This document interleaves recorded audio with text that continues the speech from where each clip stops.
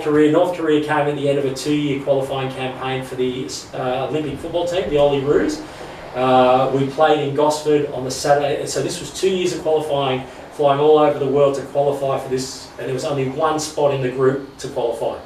And going in, so we played Iraq at 35 degrees heat in Gosford on a Saturday night up at Central Coast Stadium.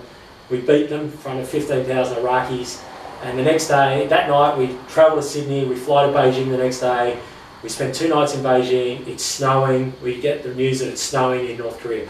This is what, 2007, so this is what, 15, 16 years ago. And there was only one flight, 2 flights in and out of Beijing to North Korea, to Pyonyang. And I remember flying in, and you have to, and this old archaic airline, you have to drop all your phones, everything, all they take, and they're watching you, they're filming you, everything's history. But we get in there and we had a result to get. So we had to win or draw to make the Olympics after 2 years of qualifying. I think it was 14 games in qualifying. We've been to Lebanon, we've been to Qatar, we've been to Hong Kong, we've played games in Australia. I can't, where else we played? Lebanon, I think we played in Lebanon. And we get in there and it's snowing, and it's like the pitch. We go to train in the afternoon. It's an artificial pitch, and the field is under snow. It's under like a metre of snow, and they've got these trucks on the ground.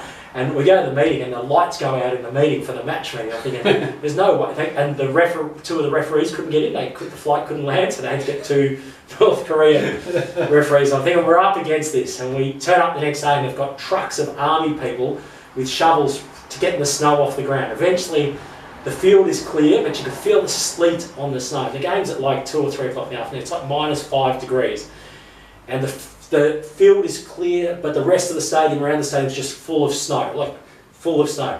To start the game, and we go down 1-0. We concede a goal, I think it's in the first half. And in the crowd, then they start diving all over the ground. We didn't stop the game when they dived, and they were feigning injury. And all you could hear from the crowd was, "Ooh."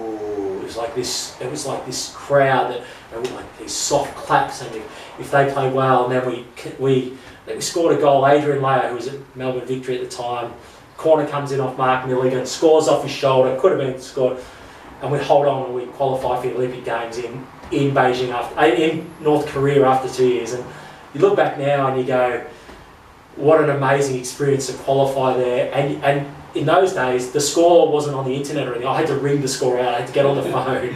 And I remember in the hotel room, the president of North Korea, his photos were up on the bed, and you couldn't put them. They said you're being watched everywhere you go.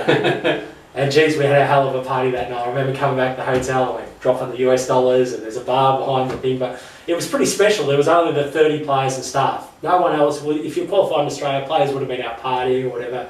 It's a pretty special thing. It was a pretty rough getting up the next morning to try and get out of, not miss that one flight out of North Korea.